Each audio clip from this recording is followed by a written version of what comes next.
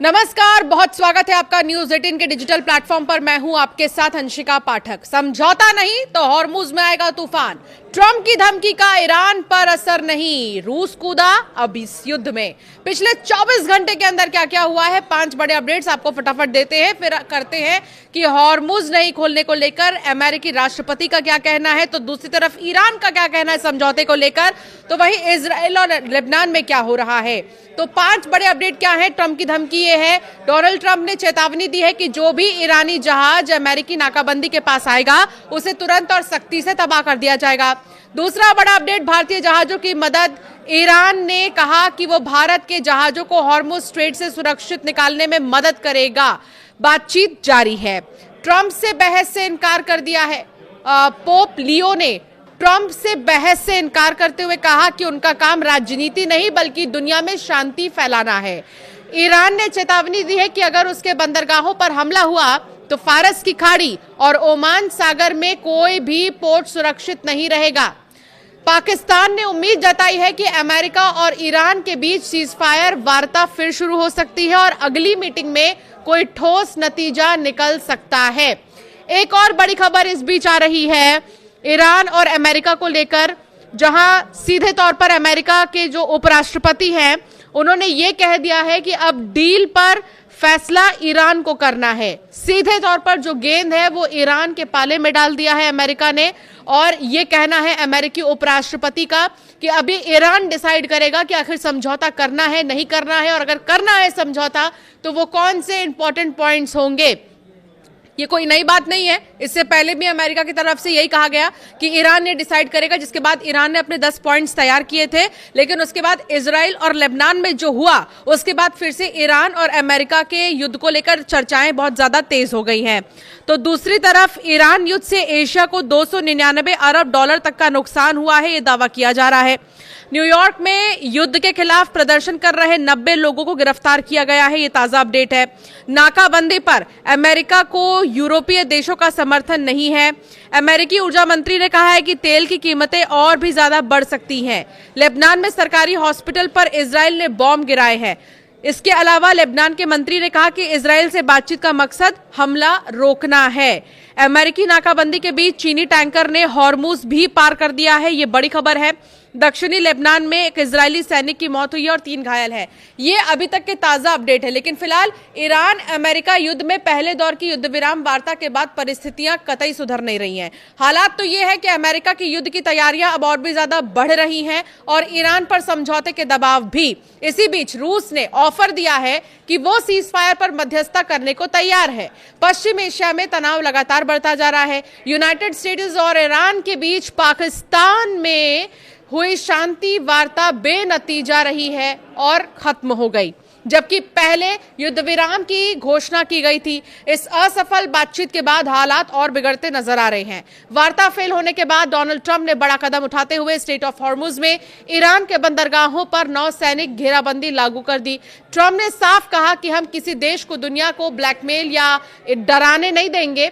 उन्होंने ये भी चेतावनी दी है कि अगर ईरान की कोई तेज हमला करने वाली नौकाएं अमेरिकी सेना के करीब आईं तो उन्हें तुरंत नष्ट कर दिया जाएगा। हालांकि ट्रंप ने यह भी दावा किया है कि बातचीत विफल होने के बाद ईरान के प्रतिनिधियों ने फिर से संपर्क किया है और अब तेहरान शांति समझौते के लिए बातचीत में लौटना चाहता है। इस बीच क्षेत्र में एक और तनावपूर्ण बयान सामने आया। लेबनान के संगठन हिजबुल्लाह के प्रमुख नईम कासिम ने लेबनान सरकार से अपील की है कि वो अमेरिका में इजराइल के साथ होने वाली प्रस्तावित वार्ता को रद्द कर दे। हिजबुल्लाह ने कहा कि इजराइल जैसे दुश्मन देश के साथ किसी भी तरह की बातचीत को पूरी तरह खारिज करते हैं। उन्होंने इसे रद्द करने के लिए सरकार से ऐतिहासिक और साहसिक फैसला लेने की मांग की है। गौरतलब है कि हिजबुल्लाह ईरान समर्थित संगठन है और 2 मार्च से इजराइल के साथ संघर्ष में शामिल है।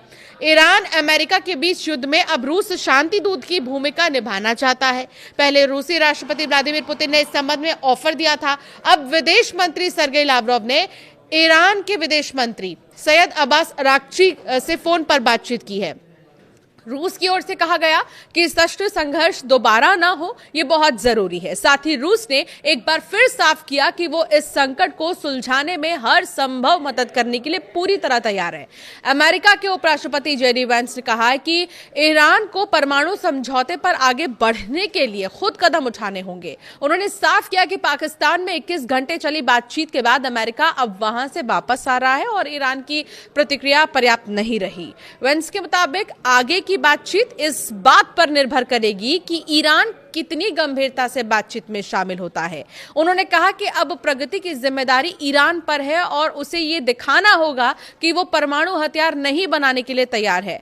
अमेरिकी राष्ट्रपति डोनाल्ड ट्रंप की तरफ से हॉर्मुज स्ट्रेट में समुद्री जो नाकाबंदी है वो शुरू हो चुकी है। ये फैसला शाम को लिया गया था 7:30 बजे के करीब और अमेरिकी समय अनुसार सुबह 10 बजे लागू हुआ। ट्रंप ने चेतावनी दी कि अगर कोई भी ईरानी जहाज अमेरिकी नाकाबंदी के पास आता है तो उसे तुरंत खत्म कर दिया जाएगा। इसके बाद इसके लिए वही तरीका इस्तेमाल होगा जिससे समुद्र में ड्रग तस्करों के जहाज रोके जाते हैं, यानी तेजी और सख्ती से। इस फैसले के तहत जो भी जहाज हॉर्मुज से गुजरने की कोशिश करेगा उसे रोककर जांच की जाएगी। खासतौर पर उन जहाजों पर नजर रखी जाएगी जिन्होंने ईरान को टोल दिया है। ट्रंप ने कल कहा था कि जो जहाज ईरान को गैर कानूनी टोल देंगे उन्हें सुरक्षित रास्ता नहीं दिया जाएगा। इससे ईरान की आर्थिक ताकत कम की जाएगी। हॉर्मुज ब्लॉकेड पर अब चीन भी भड़क उठा है। चीन ने स्ट्रेट ऑफ हॉर्मुज पर नाकेबंदी लगाने के ट्रंप के फैसले को लेकर अमेरिका को चेताया। चीन ने अमेरिका को आगाह किया कि वो ईरान के साथ चीन के संबंधों में दखल न दे। हॉर्मुज ब्लॉकेड पर चीन की अमेरिका को सीधी पहली प्रतिक्रिया है। चीन के रक्षा मंत्री एडमिरल डोंग जून ने कहा है कि बीजिंग तेहरान के साथ अपने व्यापार और ऊर्जा संबंधी वादों को पूरा करेगा। उन्होंने कहा कि चीनी जहाज इस इलाके में अपना काम जारी रखेंगे और बाहरी दखल को बर्दाश्त नहीं करेंगे। अमेरिका में इजराइल और लेबनान के बीच बातचीत की शुरुआत होनी है। अमेरिकी राजदूत की तरफ से और लेबनान के राजदूत की तरफ से जो है ये शांति के लिए बातचीत होनी है। पिछले ही हफ्ते पहली बार दोनों देशों के राजदूतों के बीच फोन पर दशकों बाद बातचीत हुई थी। 1983 में अंतिम बार दोनों ही देशों के बीच आखिरी और सीधी बातचीत हुई थी और उसके बाद अब हुई है। हालांकि अप्रत्यक्ष समझौते और प्रत्यक्ष वार्ता होती रही है। आज अमेरिका के मध्यस्थता में ये बातचीत होनी है। ये बात दिलचस्प है क्योंकि इजराइल लेबनान के बीच औपचारिक राजनयिक संबंध तक नहीं है। डोनाल्ड ट्रंप ने चेतावनी दी है कि अगर ईरान की कोई भी हमला करने वाली नौकाएं अमेरिका द्वारा ईरान के बंदरगाहों के आसपास लगाई गई नौसैनिक घेराबंदी के पास आती है तो उन्हें तुरंत नष्ट कर दिया जाएगा। ये बयान ऐसे समय आया है जब अंतर्राष्ट्रीय स्तर पर युद्ध विराम बनाए रखने और बातचीत फिर से शुरू करने की अपील की जा रही है, लेकिन इसके बावजूद अमेरिका ने सख्त रुख अपनाया है। कुल मिलाकर अभी कुछ भी नहीं कहा जा सकता कि क्या वाकई जो शांति का माहौल है वो बरकरार रहने वाला है या नहीं रहने वाला है। इजराइल और लेबनान को तो छोड़ दीजिए, वहां पर तो बम धमाके और वार पलटवार जारी है, लेकिन यहाँ अमेरिका और ईरान में अभी तक तो शांति बनी हुई है। कुछ कहा नहीं जा सकता कि कब तक बनी रहेगी क्योंकि अभी बात बन ही नहीं पा रही है। इस बीच अमेरिकी उपराष्ट्रपति का बड़ा बयान आया है और उन्होंने ये कह दिया है कि ईरान जैसा बोलेगा, ईरान जैसी बातें रखेगा, उसके हिसाब से जो है आगे हम बढ़ेंगे। तो ईरान के ऊपर सब कुछ अब अमेरिका ने छोड़ दिया है।